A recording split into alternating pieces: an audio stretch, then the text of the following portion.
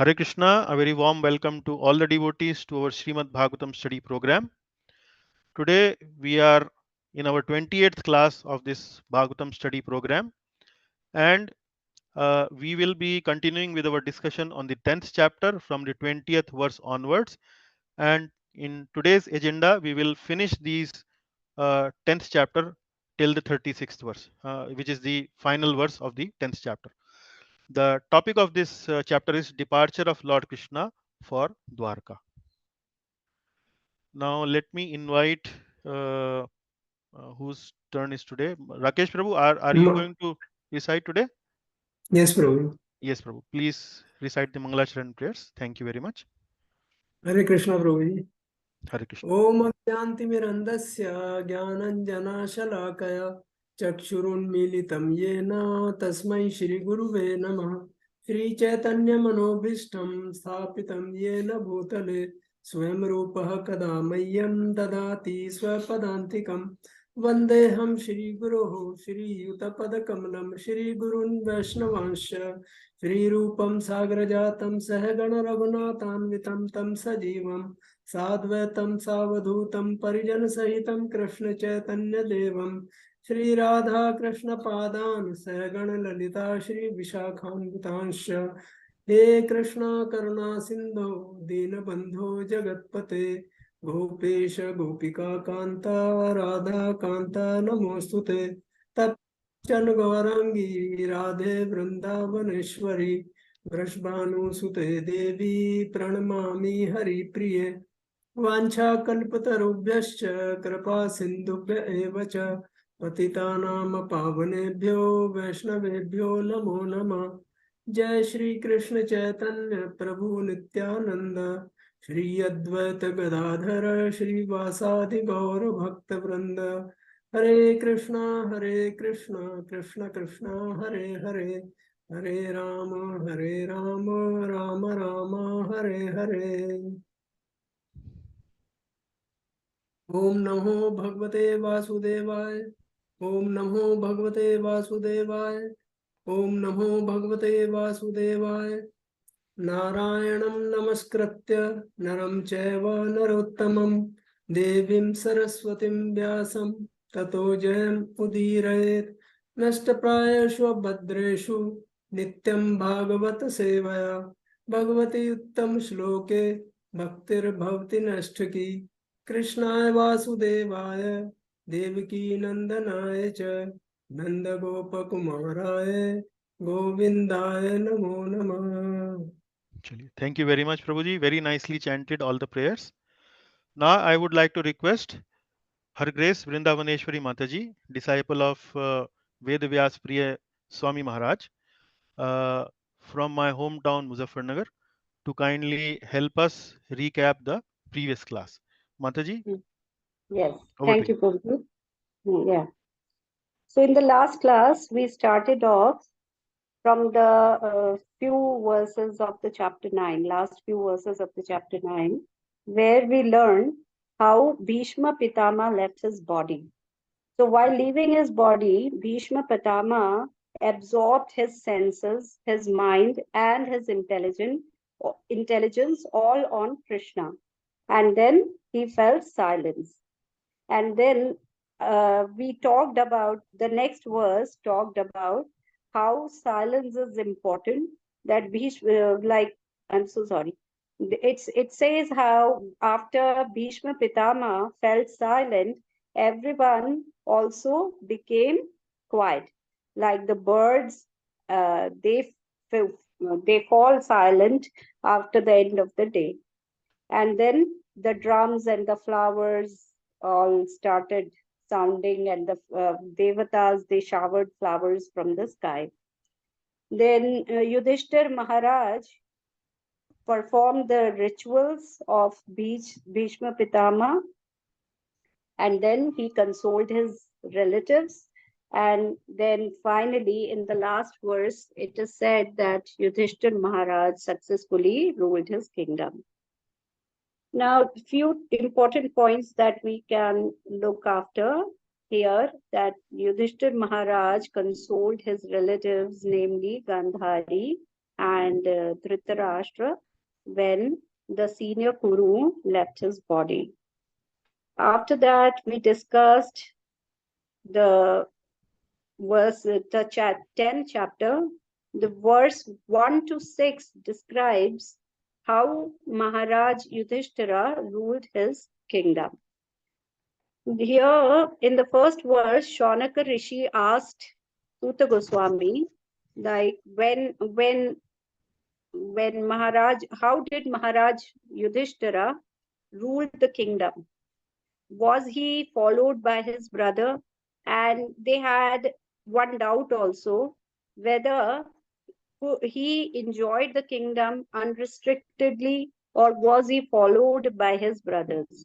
To this, Suta Goswami answered that Kuru dynasty was exhausted by the bamboo of fire of anger, and Lord Krishna was very pleased by re-establishing Maharaj Yudhishthira in his own kingdom.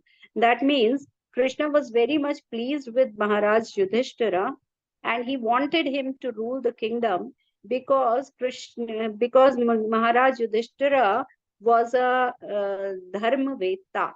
He was Dharmaraj. So Krishna is pleased by such kings who rule with based on the principles of Dharma.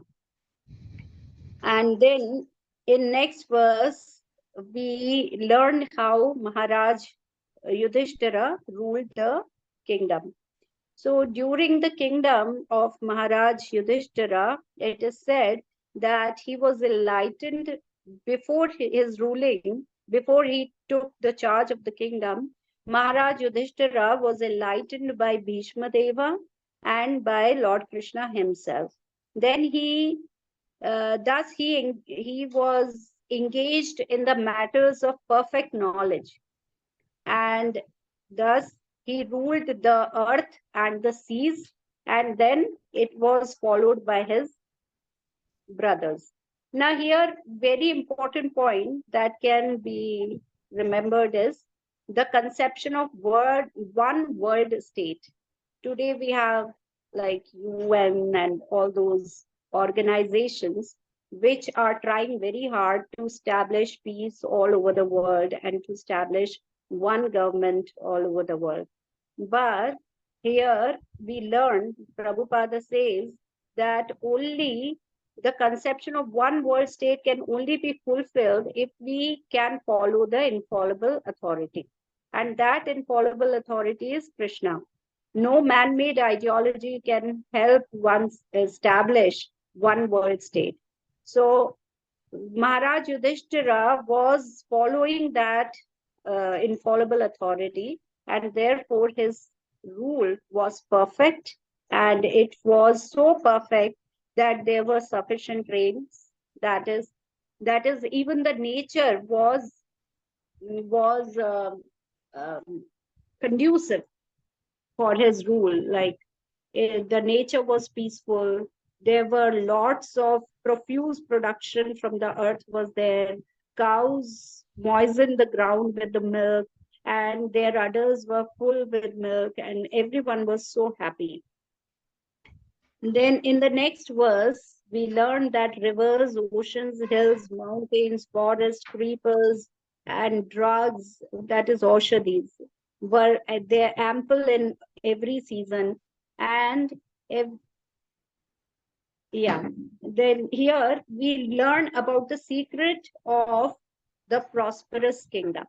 What was the secret of prosperous kingdom? Again, it is the same, because Maharaj Yudhishthira was protected by Ajita, that is the infallible Lord. And so all this property of the Lord, that is the nature, the rivers, oceans, hills, forests, they were all pleased, and therefore they paid taxes to the king. Taxes means they gave whatever was required for the sustenance of the population to the king happily. Then in the next verse, that is the 6th verse, we learn that citizens were very happy by the king's rule. There was since the king had no enemy, so living beings, it's not just the humans, all the living beings were, they were happy. and they were not disturbed by mental agonies or any kind of diseases or excessive heat or cold. Now here, the purport says, what is the force behind such a kingdom? What is the force for behind the king ruling in such a perfect manner that all the living beings become happy? It is the purity of the king. So Maharaj Yudhishthir was so pure and he was so pious that there was full cooperation between man and God, man and nature, and the conscious cooperation can bring, only the conscious cooperation can bring happiness, peace, and prosperity. Then we learned about two types of two things here. Vipralamba bhava, that is the separation from the Lord, and the sambhoga, that is the union of the Lord. So in these two ways, we associate with the Lord. From verses 7 to 14, we learn how Krishna was leaving Hastinapur, and so the people of Hastinapur were entering into Vipralamba bhav. They could not bear the separation of Krishna, the infallible Lord Krishna. It describes Krishna residing in Hastinapur for a few more days to pacify his relatives, especially Subhadra, since we know that Subhadra had lost her son Abhimanyu. So Krishna stayed there for a few more days to pacify her. In the next verse, Krishna prepared to leave Hastinapur, and all came to see him off with a heavy heart and tearful eyes. Krishna is so attractive that it is hard for humans and all other beings to bear his separation. Here we especially learn how people of Hastinapur, like all the important personalities, all women and men, they came to see him off.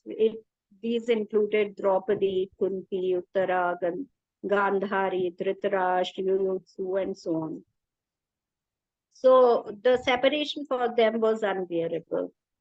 Then we learn that here we learn that what happens in association of devotees.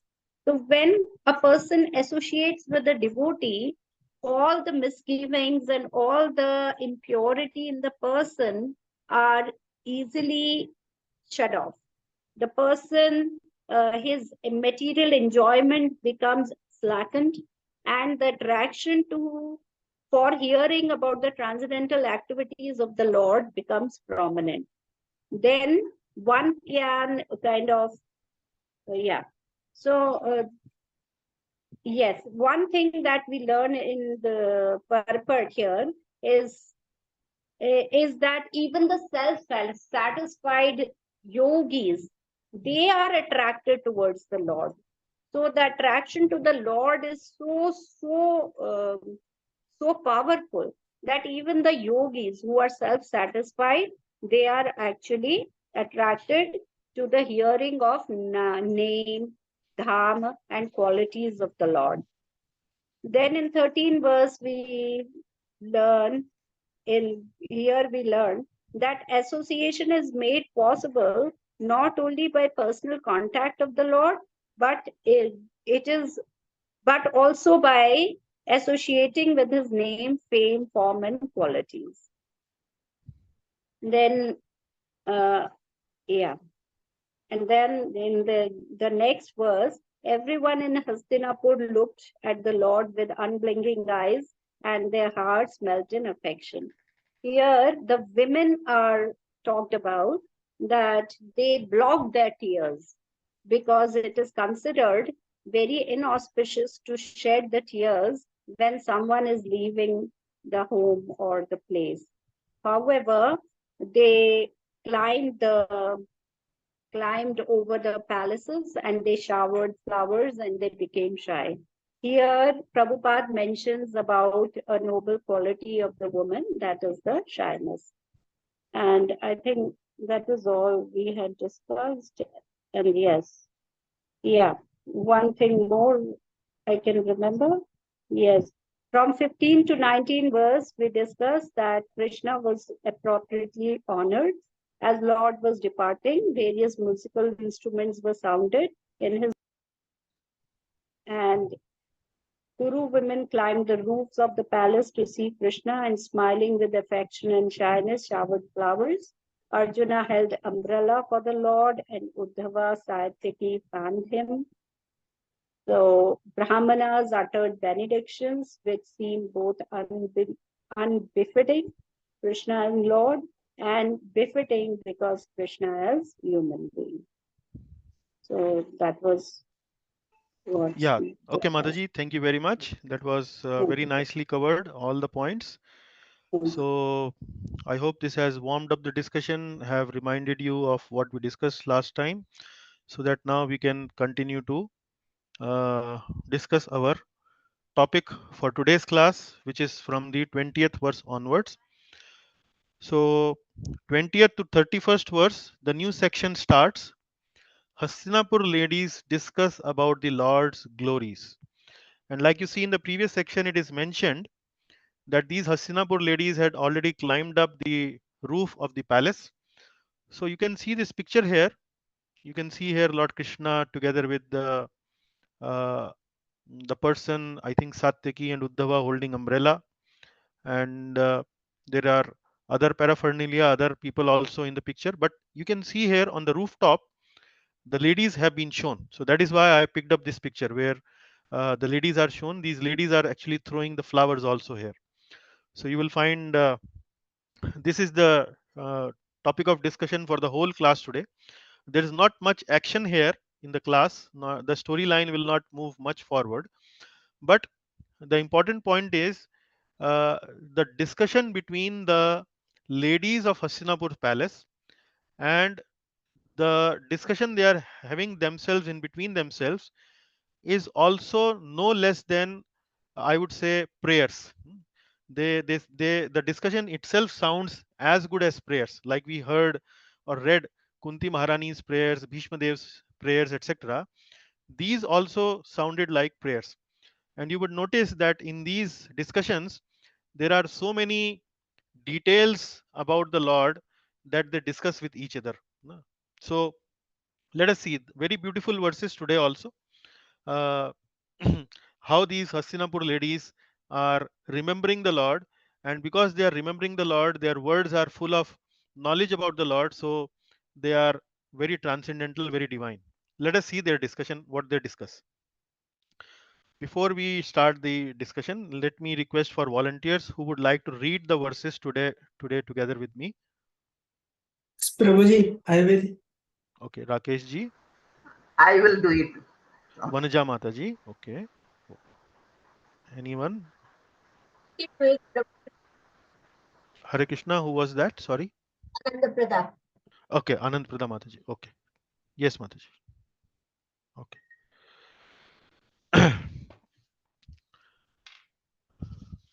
Okay, Rakesh Prabhu starts with you.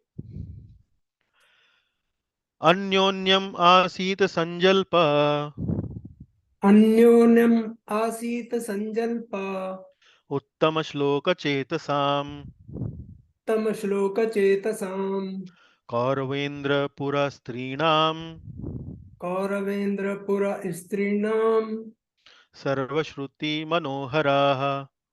सर्वश्रुति Manohar. Yeah. Now let us see line by line. What does it mean? Anyonyam Asit Sanjalpa. Sanjalpa. Sanjalpa means talking with each other. Anyonyam. Anyonyam means with each other. Began to talk. Now you see here it is in blue, so the blue actually is here. Began to talk of Lord Krishna among themselves. So the lady starts the discussion. And what is that? Uttama Shloka Chetasam. Uttama Shloka Chetasam means how was that discussion happening? This discussion was happening with Lord's thoughts, absorbed in Lord's thoughts. So Chetasam means absorbed. Uttam Shloka. So Uttam Shloka is another name of Lord Sri Krishna. We have discussed this before also. Uttam Shlok means poetry. Uttam means best. So the Lord who is described in best of poetry, choicest of poetry, is known as Uttam Shlok. So the ladies of Hastinapur fully absorbed in the consciousness of the Uttam Shlok, in the fully consciousness of Lord Shri Krishna, started to discuss among each other about himself, about the Lord. Kauravendra Pura Strinam. Kauravendra Pura. So Kauravendra actually means the king of the Kauravas. So Pura means the city. So the city of the king of the Kauravas, which means Hastinapur. Kauravendra Pura. Strinam. Strinam is the ladies. The ladies on the roofs of all the houses of Hastinapur. So they began to talk about Lord Krishna. And what was the talk? What was the nature of the talk? What was the emotion that we get when we hear these talks? It is mentioned Sarvashruti Manoharaha. The talk was more attractive than the hymns of the Vedas. Shruti. Shruti means the Vedic literature. Vedic literature actually comprises of many books, but Shruti specifically is referring to Vedas and Upanishads specifically. So Sarva Shruti. So all the Upanishads, Vedas, even better than, more attractive than what is mentioned in the Shruti literature of the Vedas. Manohara. Manohara means stealing the heart. This talk was more attractive than the hymns of the Vedas. Now, let us see what Prabhupada has to write in the purport. Rakeshji, please read from here. Why the talks of ladies on rooftop were more pleasing than Shruti mantras. In the Bhagavad Gita, it is said that in all the Vedic literatures, the goal is personality of Godhead Shri Krishna.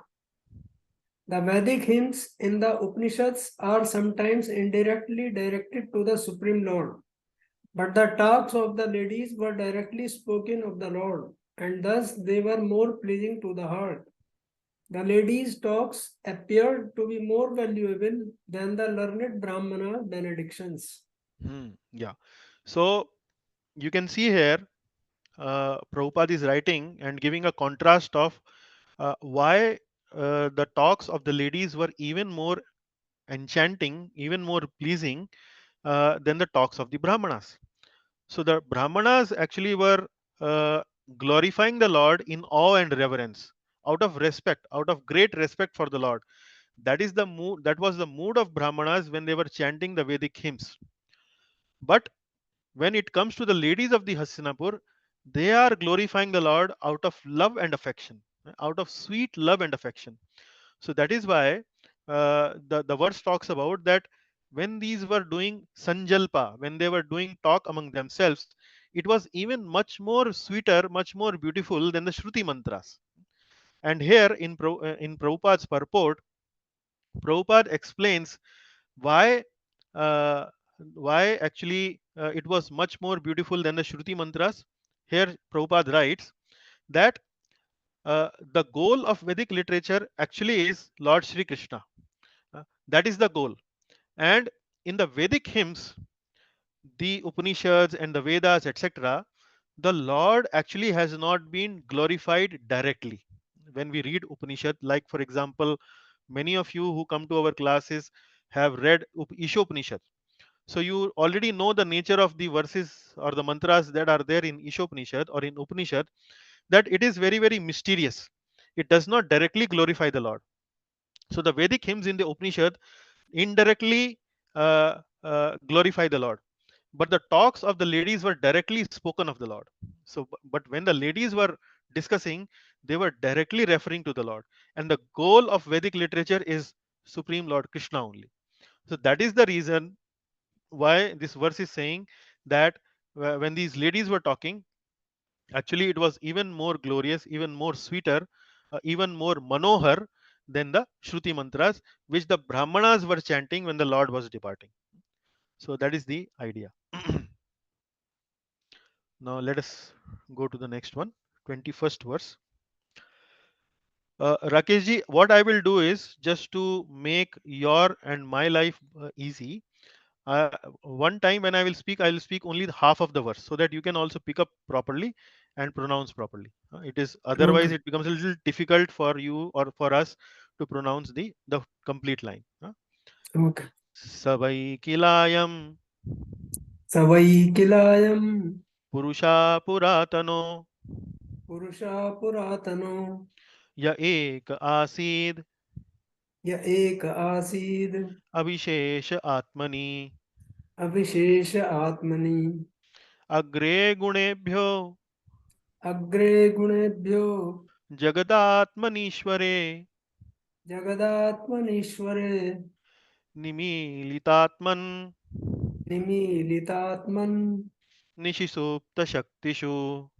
निशिसूक्त शक्तिषु. Okay, so was that experience much better than the previous one when you had to recite the full line? This was easier. Yes, Prabhu. Okay, yeah. So now just to let you know, now we have started the ladies have started the discussion. This is the discussion going on between the ladies of Hastinapur. So this is written in Vanshastha meter, which I was discussing in our shloka recitation class. This is actually Vanshastha meter, which has 12 syllables in each line. We will discuss maybe about Vanshastha meter maybe in our next class, but today we are going to discuss the meaning of the verse, not the meter of the verse. So let us see what the meaning says. Savai kilayam purusha puratano. Kilayam. Kilayam means definitely. The ladies are talking among themselves and they are pointing to the Lord. They are actually referring to the Lord and then talking to the other lady. So one lady is saying to other lady, "Oh my dear friend, look at Lord Krishna. He is that person who is X, Y, Z." Like that, they are actually elaborating the adjectives and about the various characteristics, qualities of the Lord. So sa vai, uh, sa vai. Sa means it is referring to Lord Sri Krishna. Pointing to Lord Krishna, they are saying Sa vai kilayam. Certainly, he is the one. Certainly, he is the one who is what? Purusha Puratano. Purusha Puratano. He is the original Purusha. He is the original Lord. Then, ya ek asid avishesh atmani agre gunebhyo jagadatmanishware. Ya ek asid. Ya ek asid means he was the only one who existed. Ya ek means the only one who existed. Avishesh Atmani. Agre gunebhyo means the modes of material nature. So when there is a creation, then the all the modes of material nature actually come together, and then that's how it becomes created. The material world becomes created. This whole material world is created with gunas, sattva guna, rajoguna, and tamoguna. So all these product of all these gunas, when they come together, even before the gunas come together, the Lord existed, who alone existed before creation of modes of nature.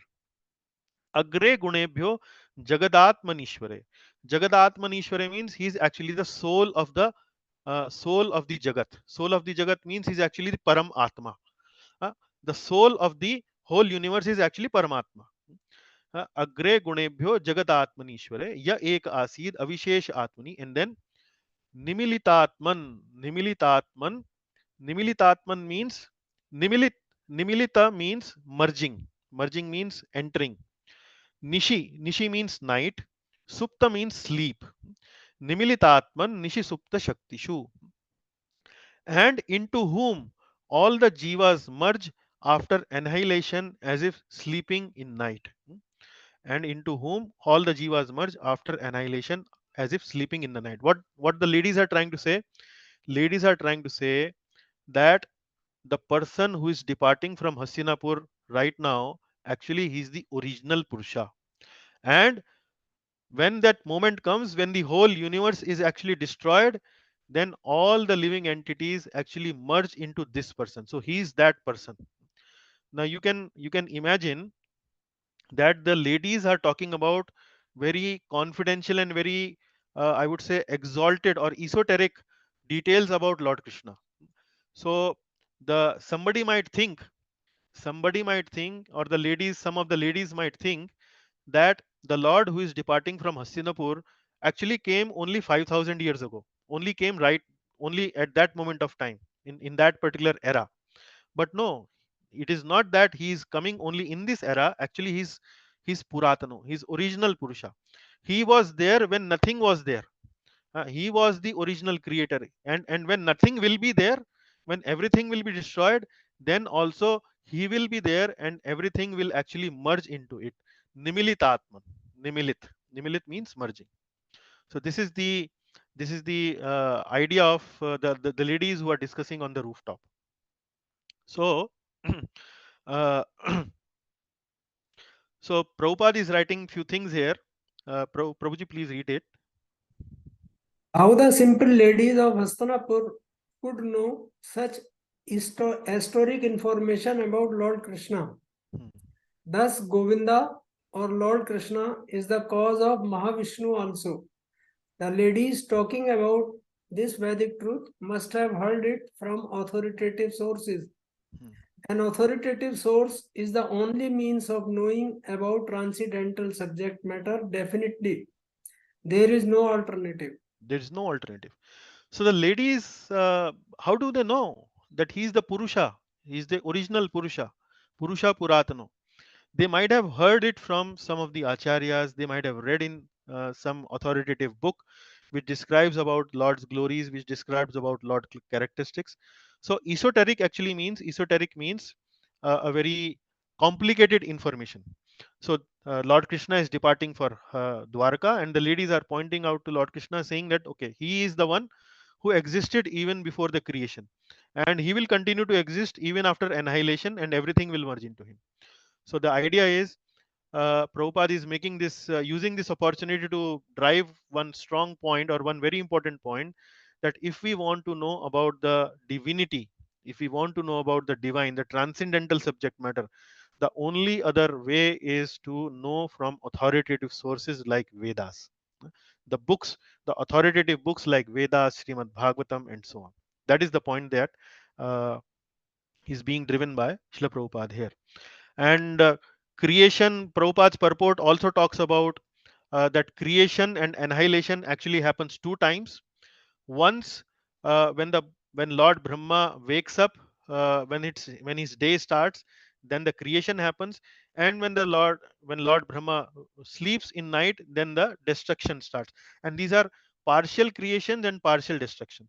Second time, when creation starts, it when Lord Brahma takes birth, then the whole creation starts. Huh? And then when the lifetime of Brahma is over, then the complete destruction of all the universes happens. So these are the two important time frame when creation and annihilation happen. So that is what Prabhupada also mentions in the purports. Okay, let us go with the next verse, Prabhuji. So you can see in all these verses, in first few verses, the verse starts with Savaya. Savaya. Sa means pointing to Lord Krishna. So in 22nd verse also, you will notice Sa. So Sa again, the ladies are saying, this is the Lord who is going, and these are the qualities of the Lord. Like that they are discussing.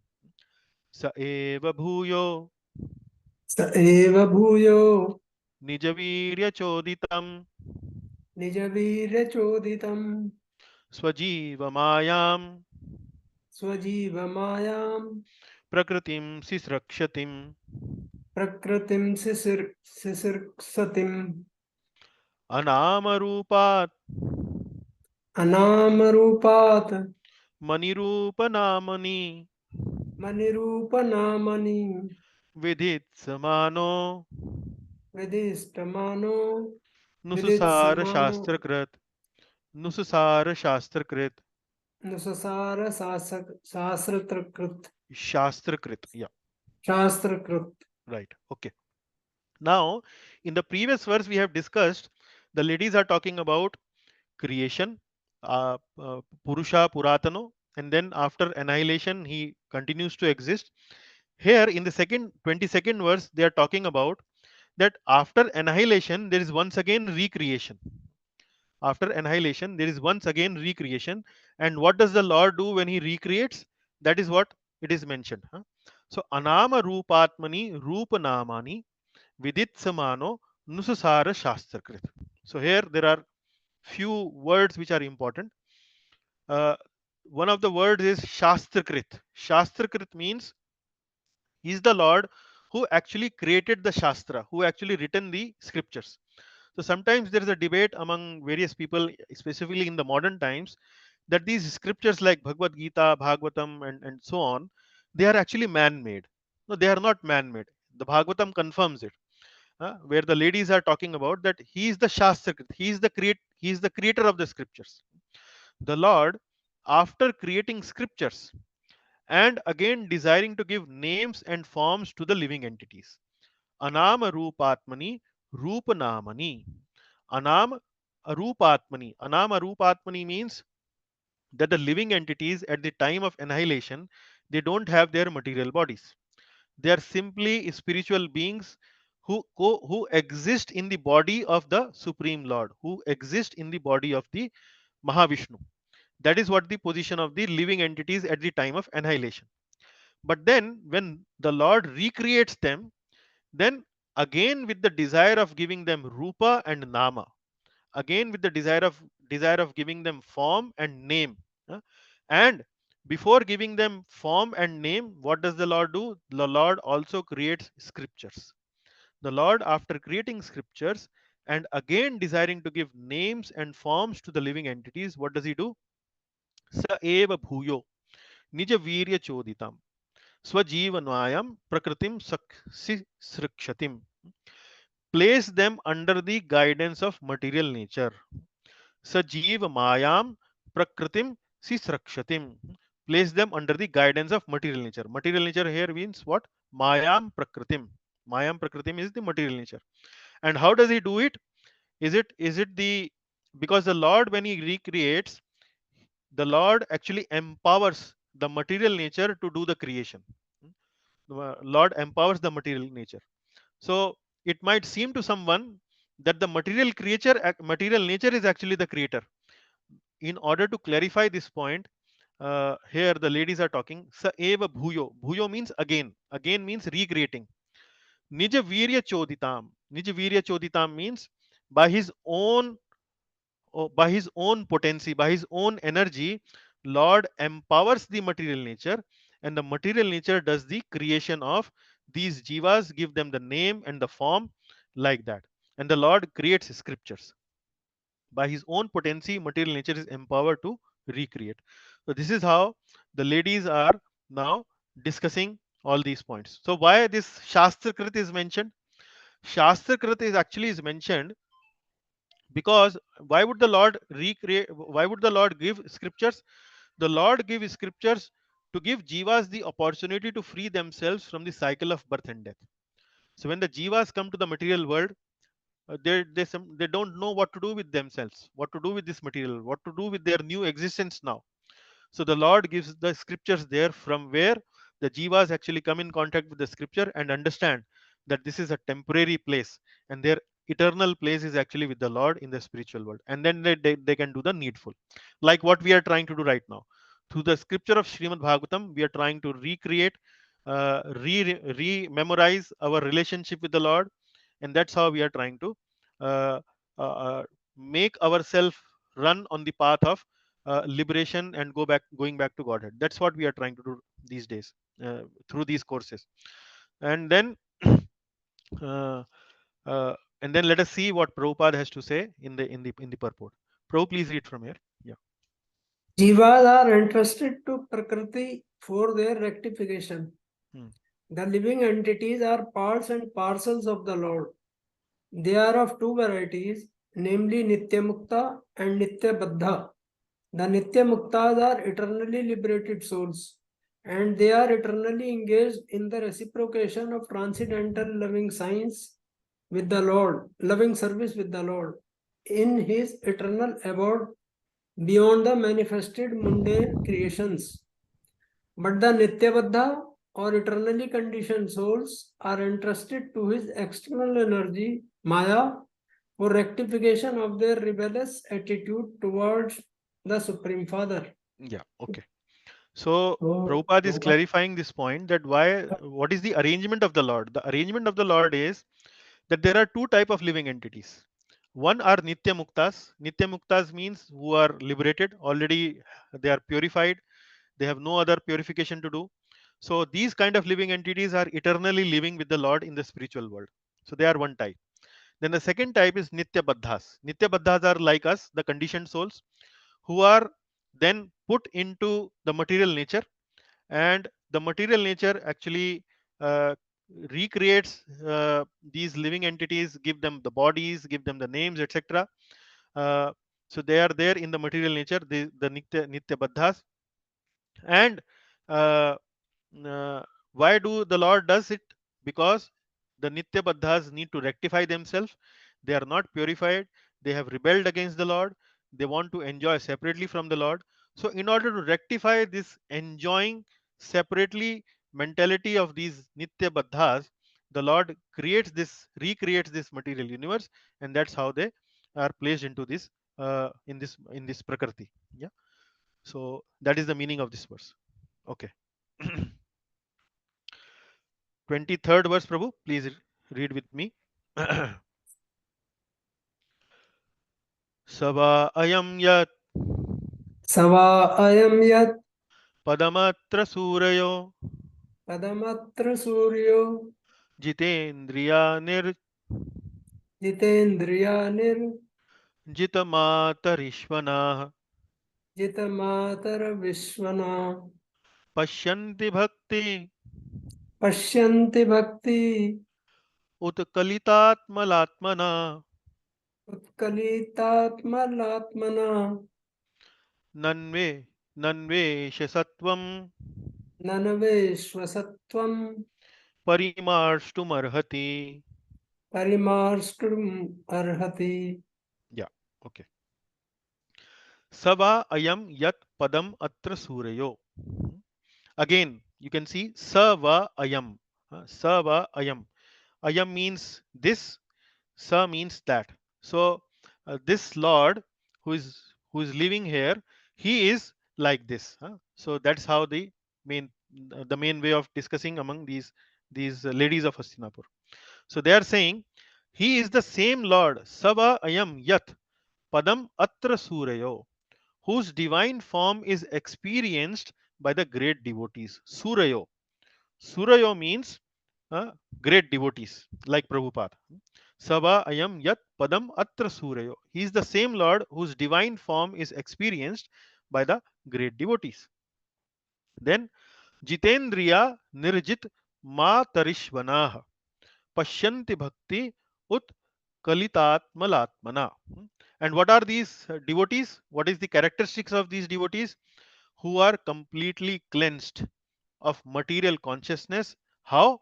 By dint of rigid devotional service. Pashyanti bhakti ut kalit amalatmana. Bhakti ut kalit. Bhakti ut kalit. Bhakti utkalit means by developing, by building upon their consciousness in by doing regular continuous devotional service. Bhakti utkalit. Bhakti mein devotional service by developing devotional service. And when they develop this devotional service, what happens?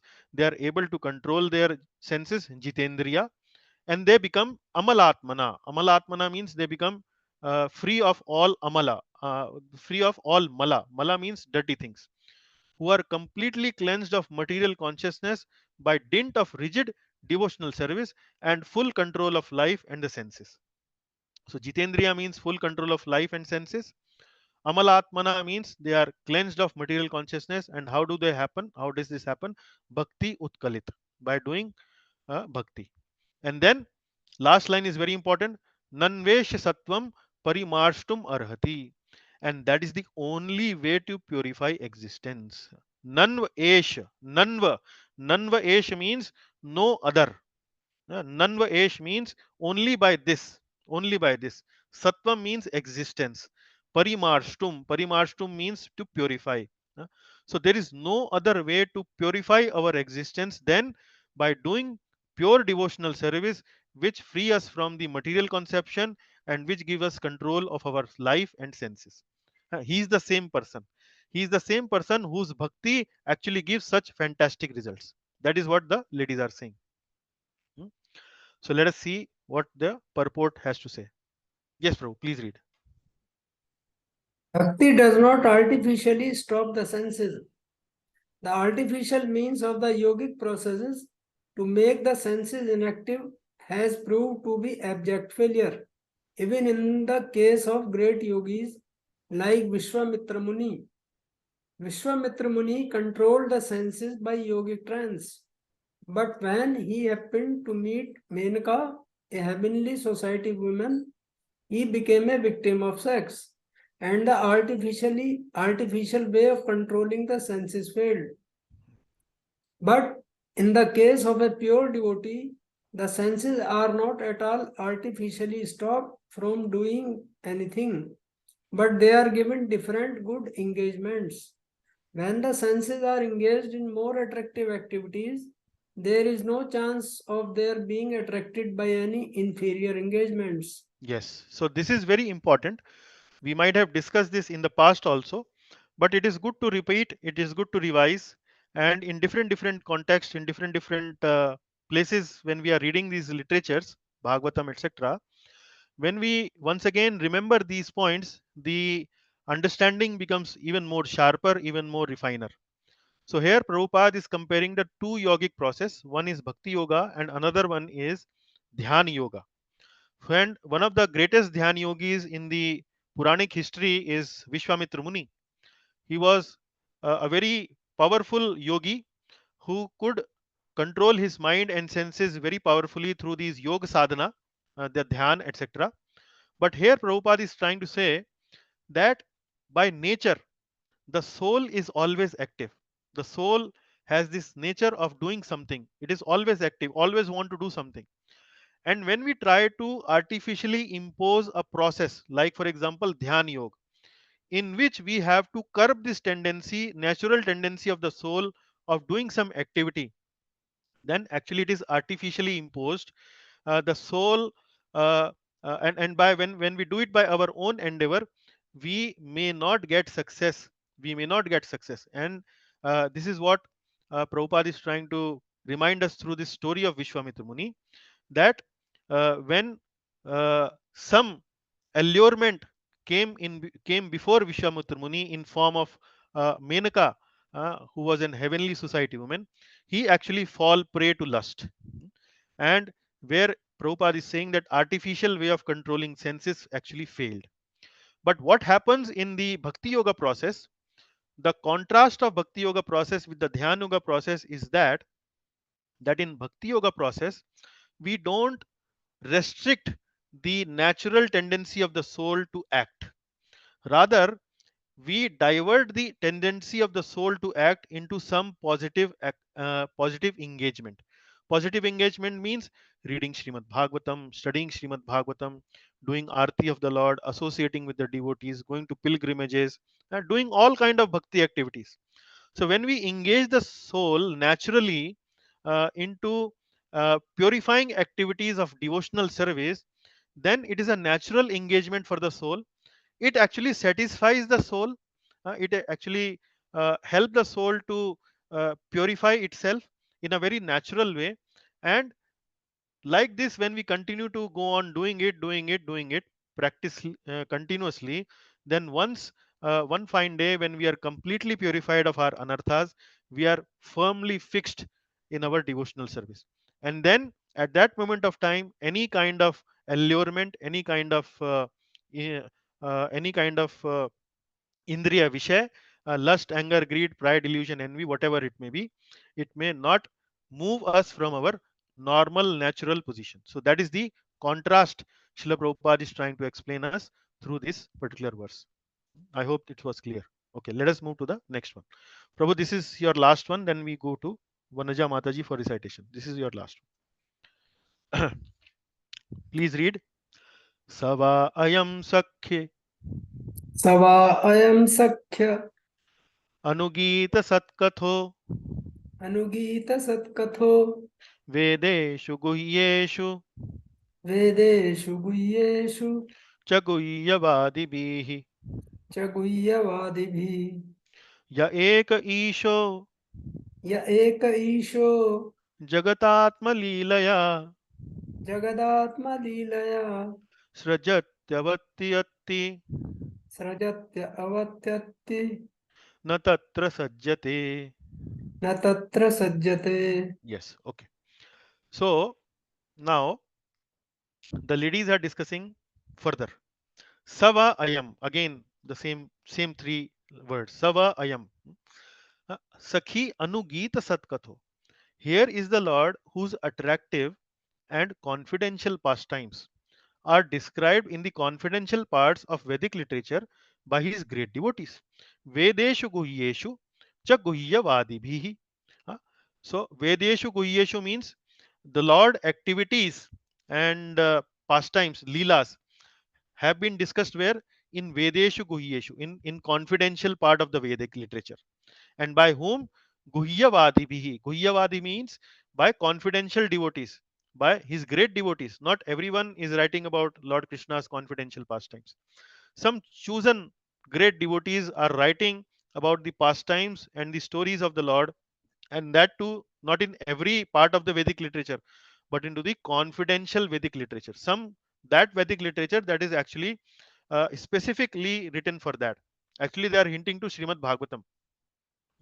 Sava ayam sakhya anugita satkatho vedeshu guhyeshu cha guhyavadivi. And then ya eka isho jagat atma leelaya.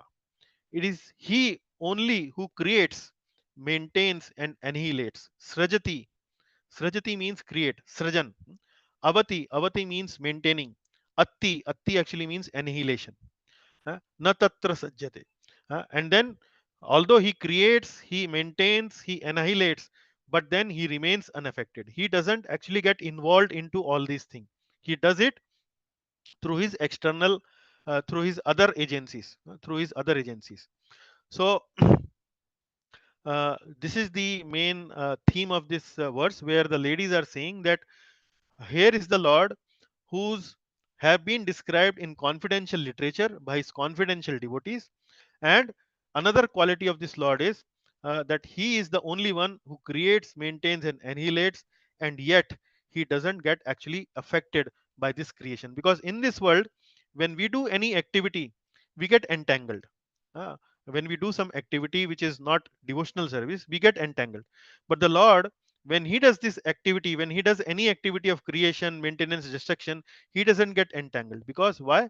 Because he's nirguna. Nirguna means he doesn't have any bad intention or any other intention. He's already pure. So when this pure soul does something, then he doesn't get any karma, like that. So let us see what the purport has to say. Yes, Prabhu, please read. Confidential pastimes by confidential devotees. Especially in Srimad Bhagavatam, the confidential parts of his activities are described by the confidential devotee Sukdev Goswami. Yeah, so it is not that in every Vedic literature you will find these beautiful pastimes of the Lord, and we have discussed this subject matter in the chapter of Narad Muni and Vyasdev discussion, where Narad Muni actually kind of corrects his disciple Vyasdev that, my dear son, my dear disciple, you have not done the right job by not glorifying the Lord enough. So now you please do it. And then Vyasdev writes Srimad Bhagavatam, where he describes his confidential pastimes. And it has been narrated by Shukdev Goswami. Then please read from here. In other Vedic literature, Lord is distinguished from matter. Hmm. In the Vedanta Sutras or Upanishads, there is only a hint of the confidential parts of his pastimes. In such Vedic literatures as the Upanishads, the Lord has expressively been distinguished from the mundane conception of his existence, his identity being fully spiritual, his form, name, quality, and paraphernalia, etc., have been elaborately distinguished from matter, and therefore he is sometimes misunderstood by less intelligent persons as impersonal. Yes, so it's a very important point. Maybe we have discussed this before, but probably not enough. So it is good to understand this also. As we are discussing that uh, the ladies are talking that Lord's activities are described in confidential Vedic literature, and Srimad Bhagavatam is one such literature. And here in this particular purport excerpt, Prabhupada is saying that Vedanta Sutra and Upanishad. So these are two other books which have been written by Vyasdev. Vedanta Sutra and Upanishad, the Lord pastimes have not been directly described. Rather, his confidential pastimes or confidential nature has only been given or presented as a hint.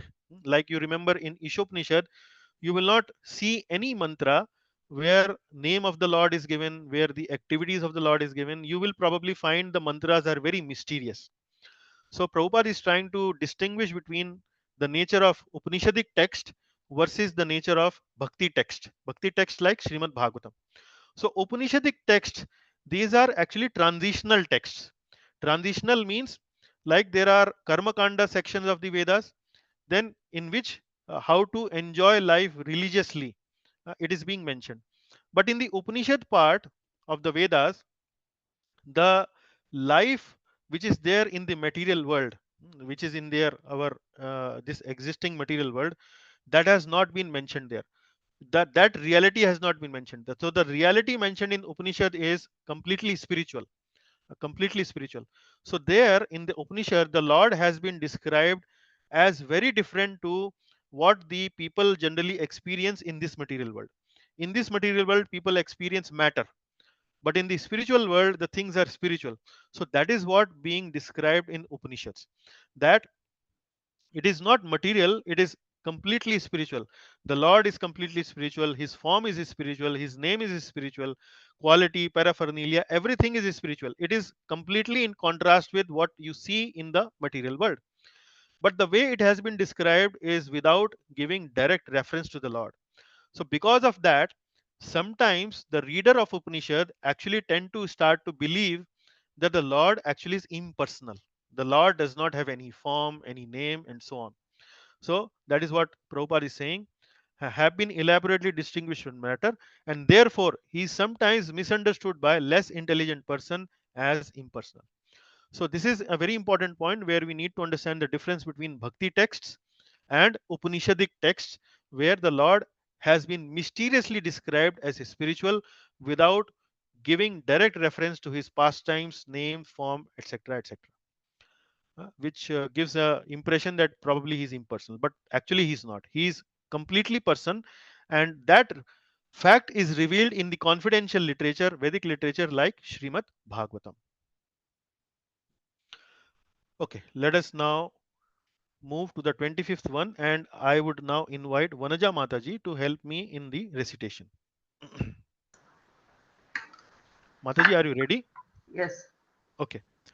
Yada hi adharmen यदा हि धर्मेण tamodhiyo nripa तमोधियं नृपा जीवन्ति तत्रैष जीवन्ति तत्रेष hi satvata kila हि सत्त्वादिः किल dhatte bhagam दत्तेऽहं satyamritam dayam yat yasho सत्यं रतं धियां यशो bhavaya rupani भवाय रूपाणि dadhad yuge yuge. तथा हि योगिः Yeah, okay. Thank you very much.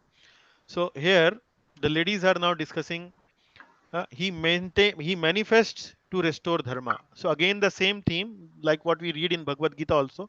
Yada yada hi dharmasya glanir bhavati bharata abhyutthanam dharmasya tadatmanam srijamyam. So whenever there is a decline of religion and rise of irreligion, then I actually appear. I actually uh, come to this world to establish religion. So same thing the ladies are saying now. Yada hi adharmena tamo dhiyo nripa. Whenever there is irresponsible kings, whenever there are irresponsible kings ruling by adharma, nripa means kings. Tamo dhiyo, tamo means darkness. Adharmena means irreligious. So yada means whenever. So whenever the kings become irreligious, irresponsible kings become irreligious, they start to rule their kingdom by adharma, then what happens? Jivanti tatraisha hi satvatah kila. Kila means certainly. Satvata means he manifests, he comes. Jivanti tatraisha hi satvatah kila. The Lord in his transcendental form manifests. Dhatte bhagam satyam ritam dayam risho. Then his supreme power, the truth positive, shows special mercy to the faithful, Faithful. performs wonderful activities like that. And when he appears, what does he do?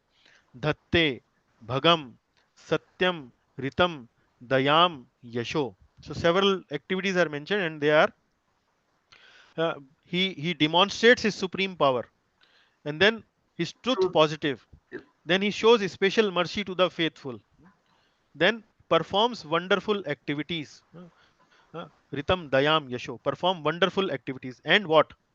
Bhavaya Rupani Dadhad Yuge Yuge, and then manifest various transcendental forms as is necessary in different periods and ages. Dadhad Yuge Yuge.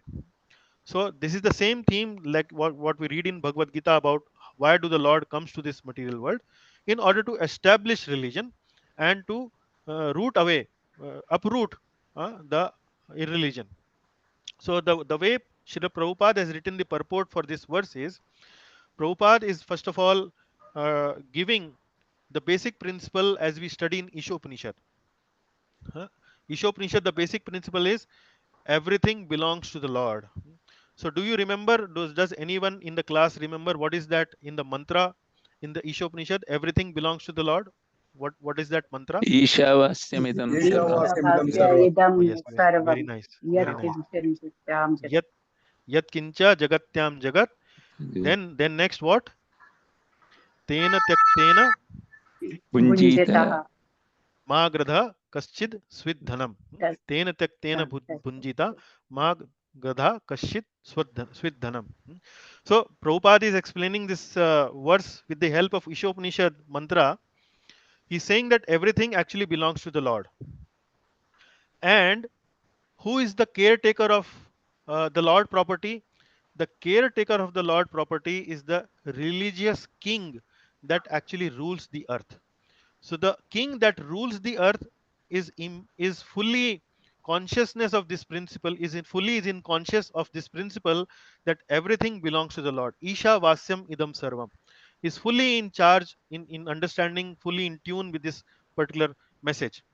And with that consciousness, he is supposed to rule the world. But when the kings get derailed from this particular consciousness and they start to rule the world for their own selfish motives, for their own selfish desires, then actually the Lord intervenes. And then the Lord intervenes.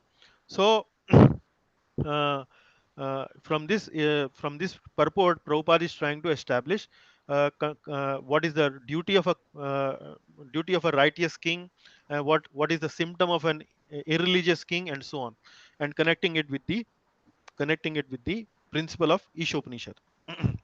So here we can see it is not uh, it is not only about encroaching others' properties, like we are talking about in this particular verse of Ishopanishad. uh, Ishavasyam idam sarvam yat kincha jagatyam jagat tena tyaktena bhunjita ma gradha kasya svidhanam. So we are only entitled to use that part which is assigned to us as our quota. That is the second line, right? So we need to understand that it is not only about the properties, not only about material property, but it is also about, for example, right to express, right to speak. So, for example, if we are going in a meeting, or maybe we can take one Puranic example. For example, Uttanpad story. There, his son Dhruva Maharaj was trying to climb up the lap of his father Uttanpad, but his stepmother Suruchi, uh, actually uh, did not allow Dhruv to climb on his father's lap. So she was encroaching not only she was not doing anything to do with the property of Dhruv Maharaj, encroaching upon the property of Dhruv Maharaj, but she was encroaching upon the right to exchange loving relationship with his father. So that is also something which is this Ishavasya principle should be understood. And in the modern context, for example, when we are discussing, having a discussion, going into meetings, and if somebody wants to express their opinion, Maybe you don't like the opinion, or maybe you don't agree with the opinion, but the freedom to express the opinion has to be given.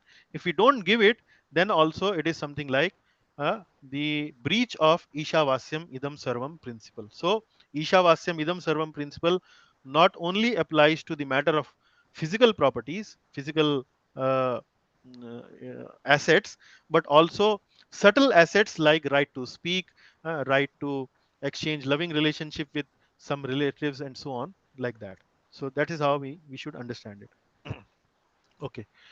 Now the next one is the 26th one. Mataji, please continue with me. Aho alam shlaghya. अहो अलम साल Aho alam shlaghya. अलो अहो अलम साल क्या Tamam yadho kulam. तमप्य Gokulam Aho alam punya. अहो अलम पुण्य Tamam madhurvanam. तमम मनोहर Yanam Tamam madhurvanam. तमम तमम महोर वनम Madam. Okay. Yad esha pumsam. यदेश पुंसाम Rishabha Shriyapati. ऋषिवाक्ष्यापति Swajanmana Chankra स्वजन्मना Chankra क्रमण मैंने Manena Chanchati. Manena मैंने Chanchati. शांचति Yes, okay. Aho alam shlaghya tamam yadokulam. Yadokulam here means yadukul. So here in this verse they are glorifying the good fortune of the associates of the Lord. So who are the associates of the Lord? The Brajvasis, the Yadukul Vasis. These are the associates of the Lord. So here she is saying Aho alam shlaghya tamam. Shlaghya means uh, shlaghya actually means uh,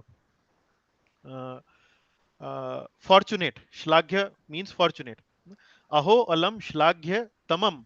Tamam actually means the superlative degree. Like we have good, better, best. So best is the third superlative degree. Tamam. Shlaghya tamam. Not only fortunate, actually most fortunate. Supremely fortunate. So how supremely glorified is the dynasty of the king Yadu and so Yadokulam. So they are saying that the dynasty of the all the Yadukul Vasis are so glorified, are so fortunate. And then what is the next? Aho Alam Punyatamam. Punyatamam means the most pious, the most virtuous. Aho Alam Punyatamam. Madhor Vanam. Madhor Vanam actually is referring here to the Mathura. There were many there were many forests in the region of Mathura. So Madhor Vanam. Aho alam punyatamam madhor vanam. How most virtuous is the land of Mathura. Why these are virtuous? Why they are glorified, supremely glorified? Because Yad Esha Pumsam Rishabha Shriyapati. Shriyapati. Shriyapati means the husband of goddess of fortune, Lakshmi Devi. Because in these places, in with these people, where the supreme leader of all living beings, the husband of goddess of fortune, the goddess of fortune, Lord Krishna, what did he do? Swajanmana Chankramanena Chanchati. Swajanmana Chankramanena Chanchati, has taken his birth and wandered in his childhood. So he took the birth there, and he also wandered in these places in his childhood. He played with Yadukul Vasis, he roamed around in the forest of Mathura, and so on. So the ladies are just imagining, just talking to each other. This is the same person who took birth in the Mathura Desh, who actually took birth amidst Yadukul Vasis. So they are so fortunate, they are so glorified, like that. So now in the purport, Srila Prabhupada is mentioning uh, the verse from Srimad Bhagavad Gita, and that verse from Bhagavad Gita is coming from chapter number 4th, where the ninth verse, if I recall correctly, and this verse is that if we understand the activities and the birth of the Lord, that they are divine, simply by understanding that the Lord's birth and activities are divine, we get the ticket of spiritual world. We can go back to Godhead. Then what to speak of the good fortune of those people who actually associated with the Lord in person, like the Yadukul Vasis, like the Braj Vasis. uh, so they are glorifying the good fortune of the Yadukul Vasis and Braj Vasis, the Mathura Vasis. So they are even more qualified than what you are when you get liberation. They are even more qualified. They are even better. So they are getting the association of the Lord. They are the Lord is wandering with them. So that is the intention and the mood of the ladies of Hastinapur. So let us Lord, read it from here, Mataji. yes, Yeah. Lord's birth is not ordinary. Lord does not take his birth as a conditioned soul quits his body and accepts another body. His birth is like the appearance and disappearance of the sun. The sun arises on the eastern horizon, but that does not mean that the eastern horizon is the parent of the sun. The sun existence is very part of the solar system, but he becomes visible and invisible at scheduled times. Similarly, the Lord appears and disappears at given time. He exists at all times and at every place, but when he appears before us, we take it that he has taken his birth. Yeah. So because in the previous verse, in this verse, there is a mention of the birth of the Lord. So Prabhupada is making a important point here that we should not consider that the Lord takes birth like we do as conditioned souls, like we come from our parents. The Lord is not like that. Although he appeared to be coming from their parents also, but his birth is completely different from the ordinary birth that we conditioned soul take in this world. And he is comparing the Lord from sun. Like sun rises from the east. So Prabhupada is saying that does not mean that the eastern direction has become the parent of the sun. Sun continues to exist all the time. It is only that when the day begins, the sun appears before us. And when the sunset happens, it does not mean that sun has disappeared. Actually, the sun has disappeared from before our eyes, but the sun continues to exist in some other part of the earth. So that is what Prabhupada is trying to explain, that that the birth of the Lord is not ordinary; it is special. Okay, Mataji, please now come with the 27 one. Yes.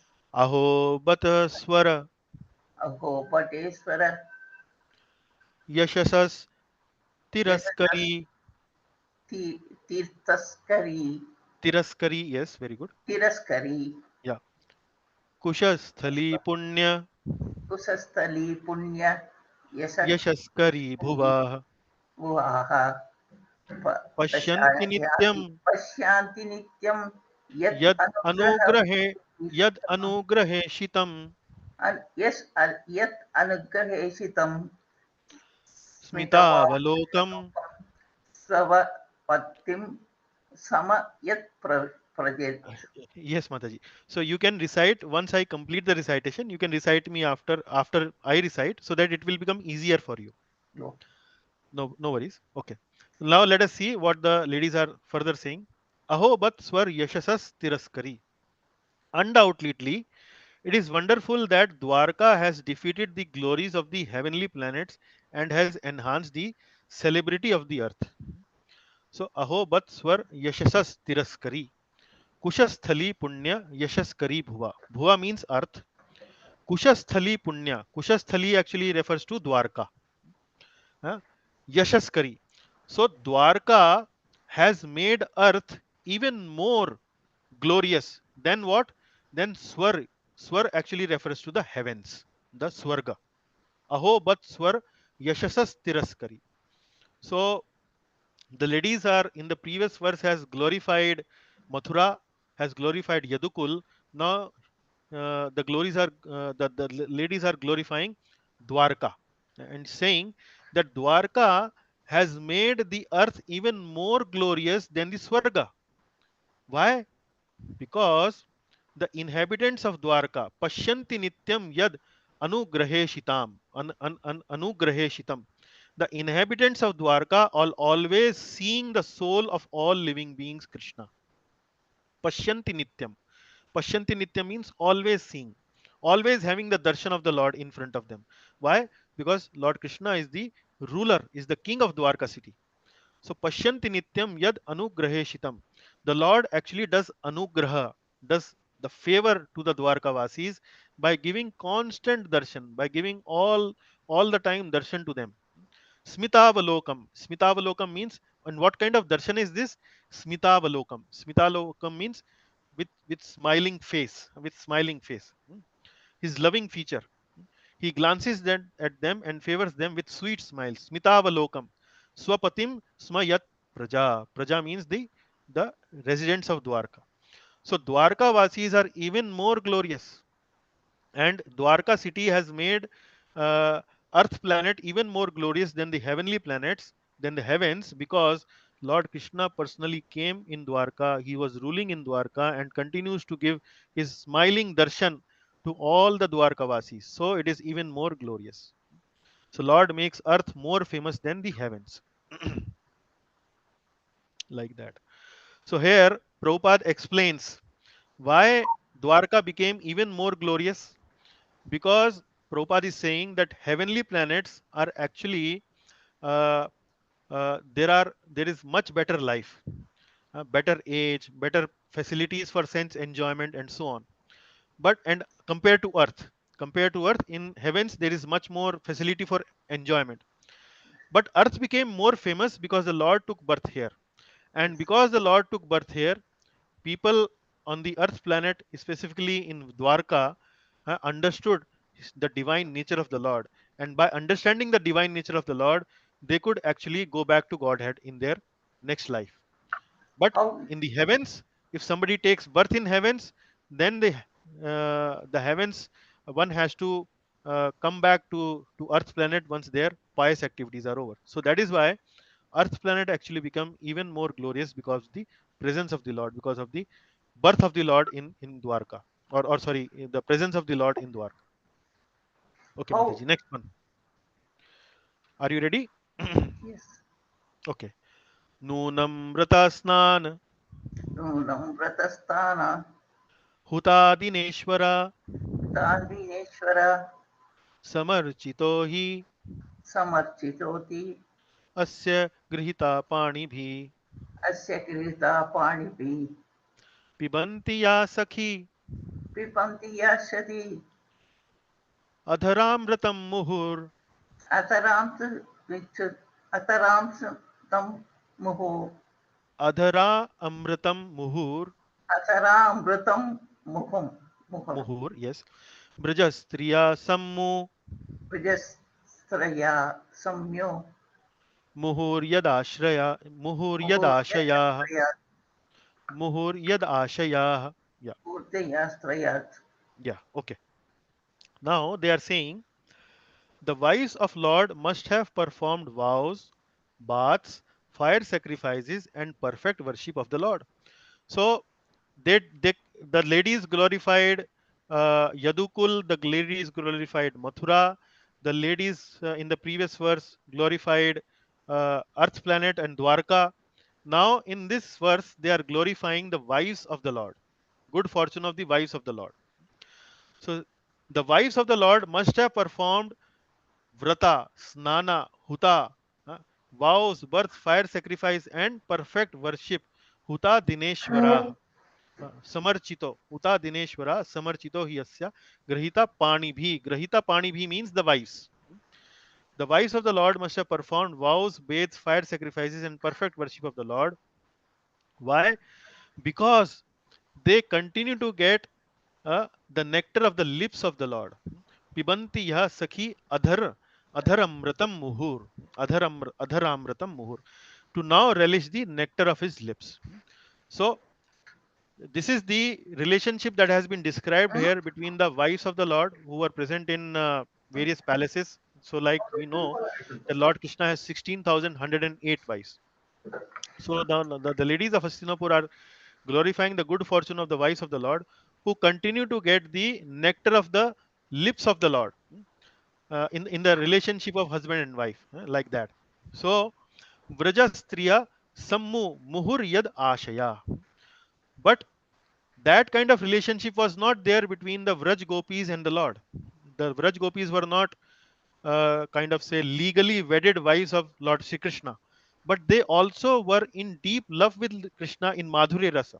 So the wives of the Lord were also in Madhurya Rasa, but the Braj Gopis were also in Madhurya Rasa.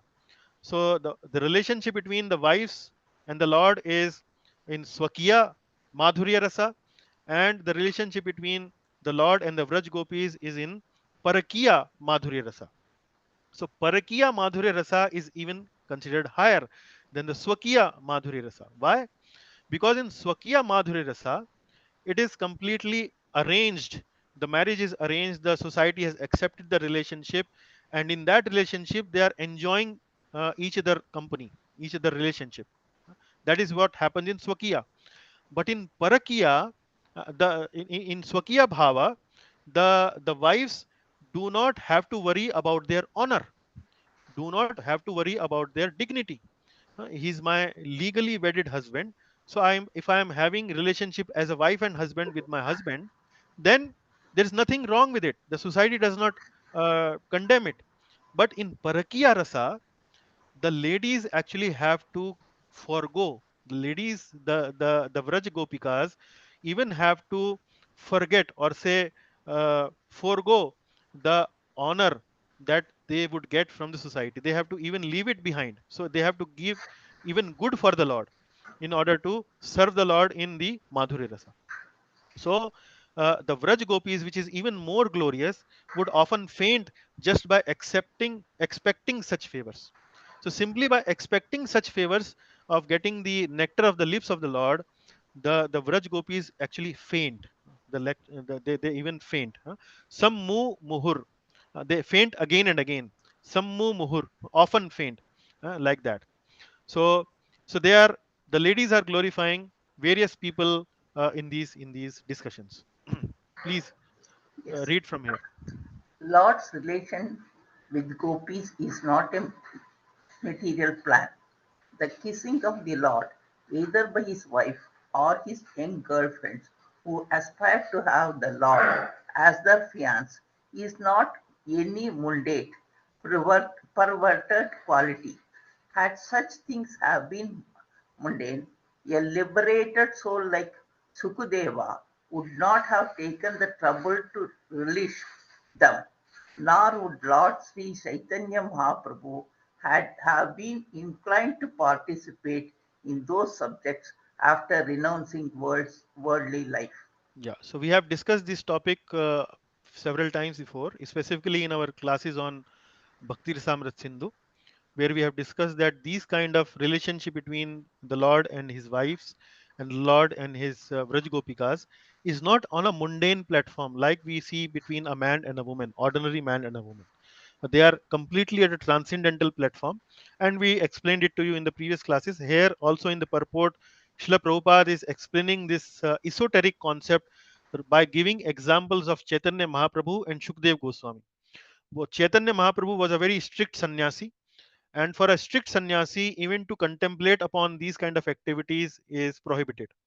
But Chaitanya Mahaprabhu relished these activities.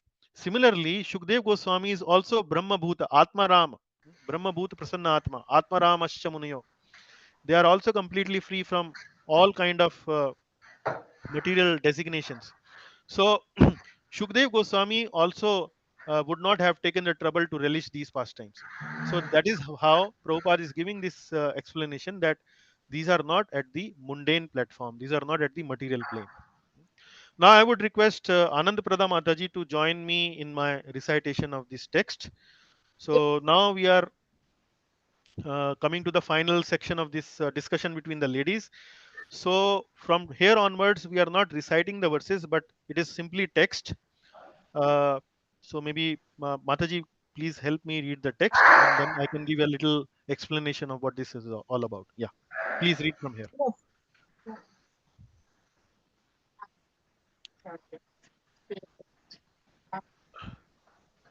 We cannot hear you. Yes. Good fortune of Lord wives.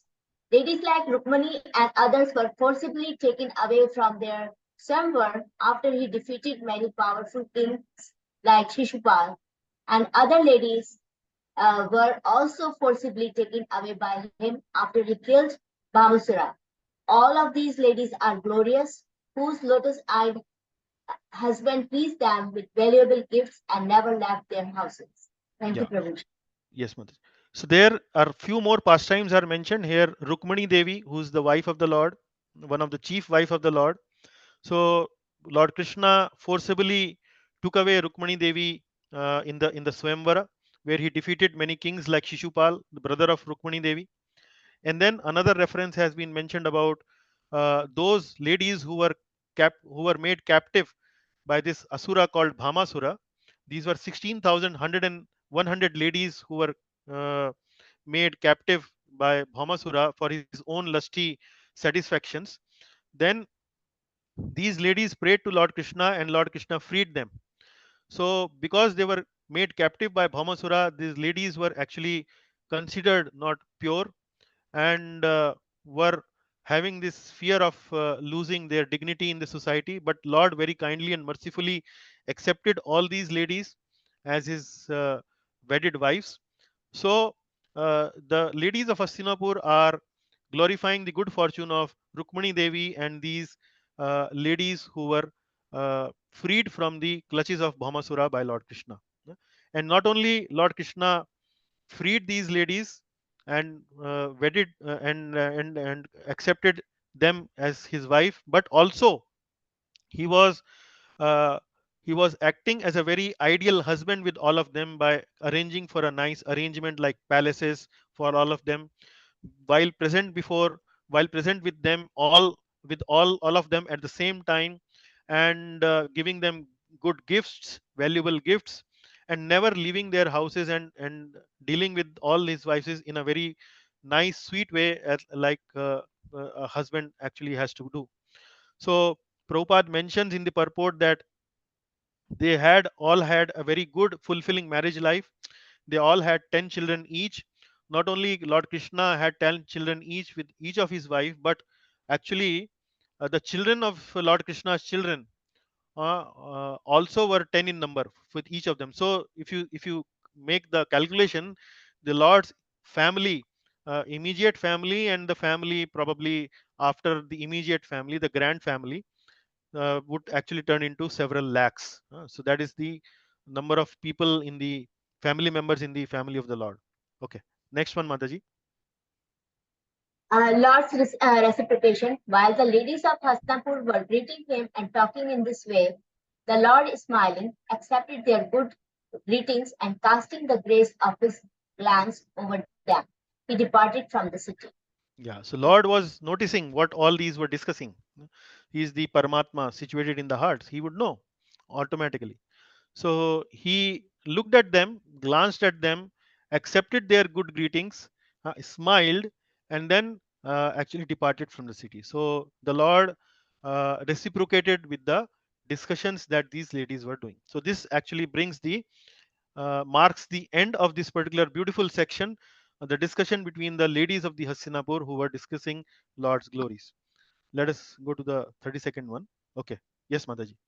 Affection of Yudhishthira. Maharaj Yudhishthira engaged 4 divisions of defense to accompany Lord Krishna, the enemy of Asuras.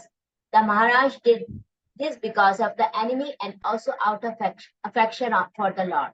Yeah, so now the next section starts where the Lord is departing to Dwarka. And here it is being mentioned that Yudhishthir Maharaj, while the Lord was departing for Dwarka, arranged for armies, 4 divisions of armies like horses, elephant, chariot, and the soldiers. 4 type of divisions were deployed to accompany the Lord. Why? In order to give protection to the Lord. So actually, the Lord does not need protection, but Lord accepts these kind of protection of the devotees out of his love for his devotees. So that is how he accepted. Like Lord does not need protection, but he still accepts the care and guidance of Yashoda Devi when he's a child. Why? Because out of affection, because out of love for his devotee. So that is what is being mentioned here. Maharaj Yudhishthir want to demonstrate his affection towards the Lord. That is why he arranged for the army. So this is the main purport and the theme of the verse here. That 32nd verse. Let us go to the next one. Yeah. Seeing out of profound affection for Lord Krishna, the Pandavas, who were of the Kuru dynasty, accompanied him a considerable distance to see him out. They were overwhelmed with the thought of future separation.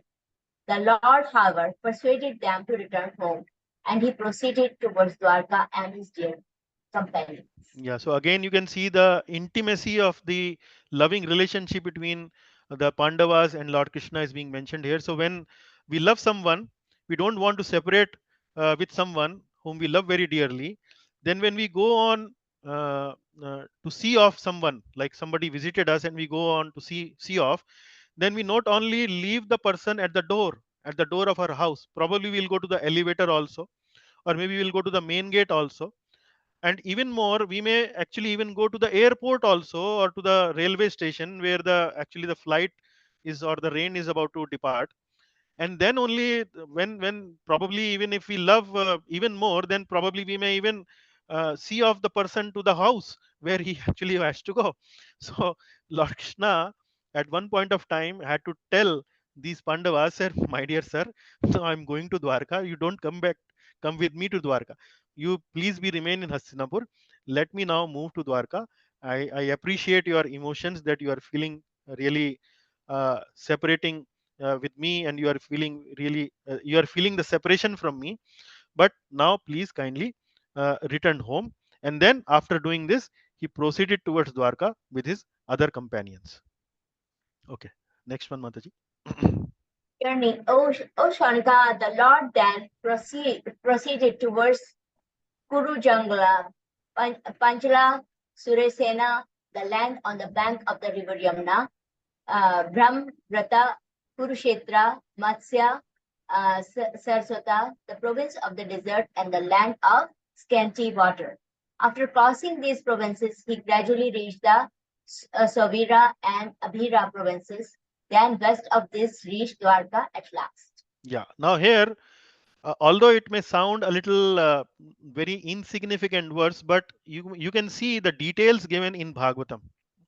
There are names of places, explicit places that have been mentioned here, from where this actually the journey took place, when he returned from Delhi, Hastinapur, to his place in Dwarka. And interesting enough, there is a mention of Kurukshetra, which still exists today. The name we can find today also, Kurukshetra. So some historians who think that Kurukshetra is a modern city, probably they don't know that Bhagavatam, when the Bhagavatam actually mentions that Kurukshetra is not a modern city, is actually an ancient city. And also it is mentioning about desert and the land of scanty water, which kind of gives hint of Rajasthan and probably Madhya Pradesh, desert and land of scanty water. So the idea is, our idea is not to go into the historical details and start to identify these names from uh, from the modern names and try to figure out that when these modern names actually came into existence, what were their previous name and so on. But we are happy as devotees, we are happy that our Lord is now reaching Dwarka, where he will be given grand welcome, and the devotees will be really jubilant and happy, and which we will study probably in our next class on Bhagavatam study. But the idea is the details mentioned in Bhagavatam about various places, the nature of these lands is quite interesting, and I would say very nice to see such details here in this book. Okay, now we go to the last verse of our class today. Yes, Mataji. Activities during Lord's journey. On his journey through these provinces, he was welcomed, worshipped, and given various presentations. In the evening, in all places, the Lord suspended his journey to perform evening rites. This was regularly observed after sunset. Yeah, so now not only the route has been given, but some mention of the activities which the Lord was doing while en route to Dwarka, that has also been mentioned. He was given gifts. He was a famous person, and when he would pass through some place, people would come to meet him, greet him, and then give presentation, gifts, worship him, etc., etc. And then in the evening, when the journey would suspend, they would not travel after evening. Then the Lord would perform his Sandhya Vandan, evening rites. He would do Sandhya Vandan. So this was regularly observed after sunset. So the idea is that the Lord, although he does not need these kind of rituals Sandhya Vandan, etc. Because whatever we Sandhya Vandan that we as conditioned soul do, we actually target the Lord for our Sandhya Vandan. But the Lord Himself is doing Sandhya Vandan not to not for any spiritual advancement, but to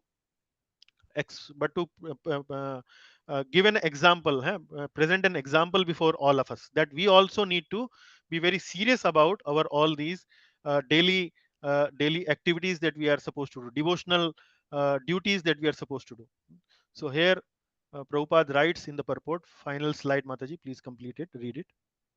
The Lord leads by his example, but his actions are not to be followed always. The Lord in human society does what is the duty of everyone, but sometimes he does something extraordinary and not to be imitated by the living being. His acts of evening prayer, as is stated herein, must be followed by the living being. But it is not possible to follow his mountain lifting or dancing with gopis.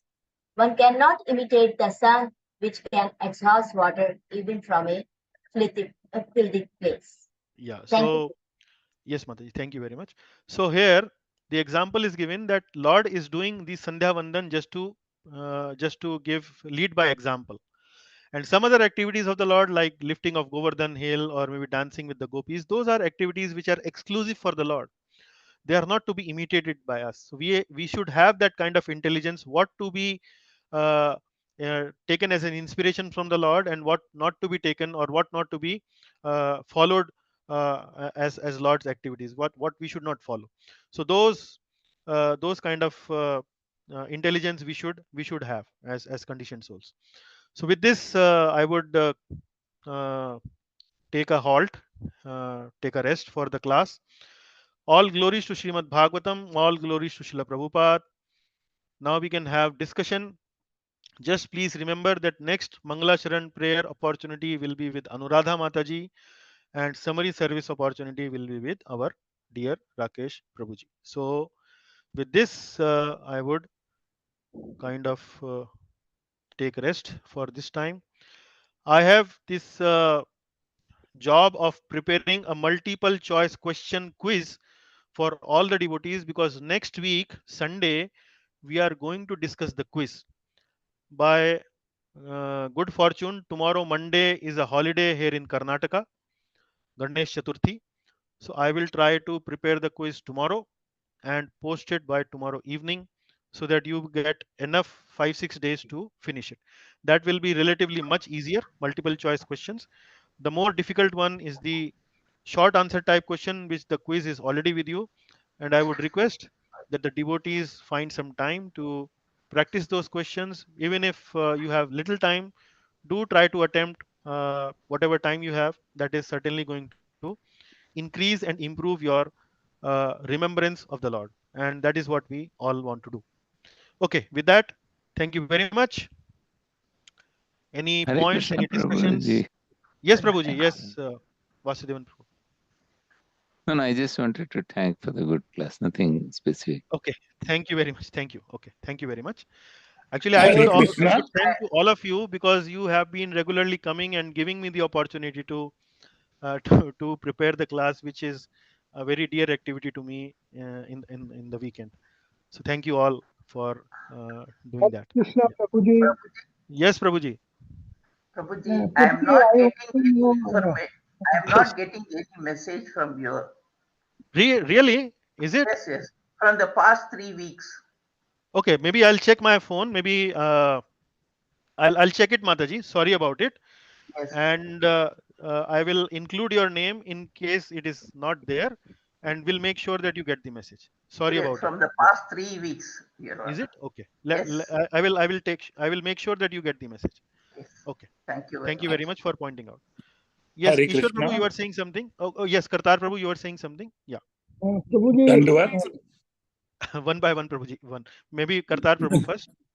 नहीं जी नहीं, जिसको आप chance देंगे वो उसका first रहेगा. अच्छा चलिए आप आप बोलिए. गुरु हैं, आप अरे मालिक महाराज आप बोलिए. बोलिए sir. Dandavat, all glories to Srila Prabhupada, all glories to my guru. Ji. And very, very interesting, but it was too much brain consuming, we were to concentrate a lot. Many times I felt like making notes, but Okay. I then thought no, because once I was taught by one of my senior, the ज्ञान छाती पे लिखने का है, copy पे लिखने का नहीं है। हाँ हाँ तो तब से मैं नोट्स नहीं बनाता हूँ, कोशिश करता हूँ याद रखूं। जी। तो आज का मेरा फिर वही गीता का फिर उभर आया कि सारा ही अच्छा था, बहुत अच्छा था, लेकिन वही फिर आज वो भक्ति योग का जो वो है, वो सुपीरियरिटी ओवर द ओके। हाँ जी, तो इट्स रियली चले अभी इतनी जल्दी तो वो इतनी जल्दी नहीं जाएगा, अगर वो अभी तक नहीं गया है तो नहीं जी डोंट नहीं, वरी वो तो अबाउट इट। फिर आज तो उसको जी ध्यान योग से भी, हाँ जी विश्वामित्र के ज्ञान से भी सुपीरियर बता दिया। जी जी तो जी। आज तो और भी मेरी एक आकांक्षा थोड़ा बढ़ आपका गई और आपको, मतलब आपका फ्यूल टू फायर, हाँ एडेड जी, फ्यूल टू फायर। नहीं नहीं, और आपको तंग करने के लिए नहीं या नहीं, तंग आपको, कीजिए, तंग तो करने में कोई दिक्कत नहीं है, तो चर्चा तो हाँ, अच्छी है। तो आज पर तो रियली मैं हाँ, मैं मैं उसका I am really fundamental amazed के विश्वामित्र जी का ध्यान योग भी योग, भक्ति योग के आगे कुछ नहीं है। yeah, So that is Bhakti Yoga is that is more something superior. which takes a little time to understand and digest. Earlier, when I ji was beginning in my bhakti, I would say career, ji that ji was also a little bit difficult to digest for me. But now, ji when I understand the process of bhakti and ji process of jnana yoga, ji then I don't find it difficult to understand. I can ji completely understand, because in bhakti yoga, the natural tendency of the soul is directed in such a way that ji the actually the process is so natural for the ji living entity to accept, ji uh, that the living entity, when he starts doing and following bhakti practices, ji he he unknowingly continue to progress, and then ultimately one fine day he start realizing that I have progressed so much. Ji Guru ji Like when you start to take a flight, ji and then the moment the aircraft runs on the runway, you ji think that you are on the land, ji but Guru ji soon, without even you realizing, you start realizing that you are now at 10,000 feet or ji Guru ji 12,000 feet or maybe much higher. Ji That is Guru the ji way the bhakti process works so seamlessly, naturally, when the people start engaging themselves into it, that ji it Guru lifts the consciousness uh, very naturally, and then ultimately you think you start to come to the stage where you are having Krishna prem. I mean, ji that Guru does ji not happen like in 5 minutes. That itself takes some time, maybe few ji Guru lifetimes, but much more smoother, simpler, natural compared to other process, specifically Dhyan Yoga. Yeah, ji ji I got it, yeah, but still it will yeah. take Still, it is not time. easy. Still, it is not. हाँ I mean, say from नहीं, uh, पर वो one has to आपके साथ apply. One has continue, to apply continuously. Yeah. जी आपके साथ Ahatuki. Continuity रहेगी तो एक Apratihata. दिन, Ahatuki apratihata. Apratihata means in uninterrupted. Ji ji Guru ji Uninterrupted and without any other motivation. Ahatuki. Ji Not ji for the Guru ji purpose of karma and jnana. Like that. Ji Guru ji.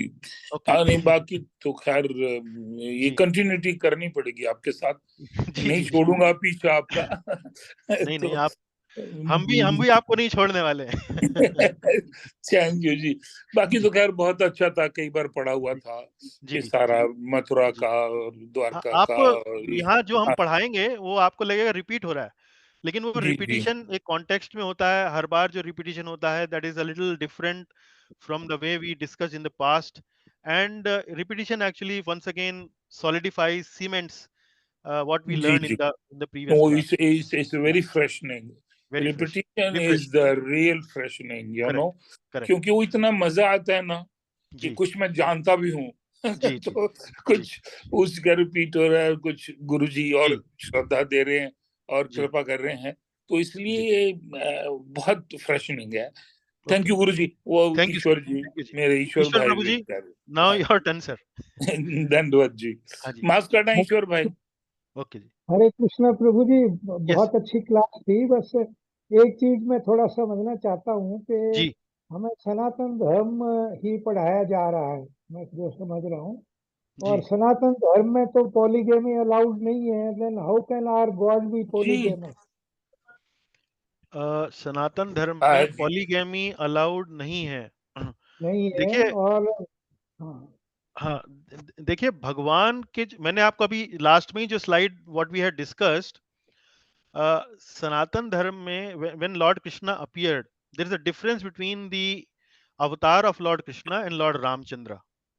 Ji So how we should as human being, conditioned soul, have to act, we should look at Lord Ramchandra, not Lord Krishna.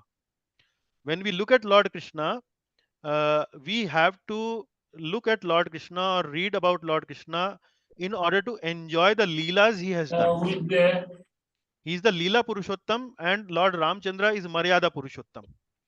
Maryada जी Purushottam means what is the Maryada of a human being. So Lord Ramchandra, when he came as an ideal king. And as an ideal king, he accepted only one wife. Right. Just to set up an example how we should behave in our own lives. But Lord Krishna accepting many wives is not unnatural, because every living entity actually part and parcel of the Lord. So it is when we accept a wife, we are actually accepting Lord Krishna's property. But when Lord Krishna accepts a wife, it is already his property that is enjoying with. You understand the point? So we are the thieves, not the Lord. But if Sanatan Dharmi, someone tries to have more than one, will it be permissible? He's saying that since Krishna had done it, I can as well have more than one wife. Like as I mentioned, Lord Ramchandra was Ek Patni Vrat. So similarly in Sanatan Dharma also, the argument is that we are also supposed to be having one wedded legal wife. That is sufficient enough. So Sanatan Dharma is more to do with Rama than Krishna, isn't it?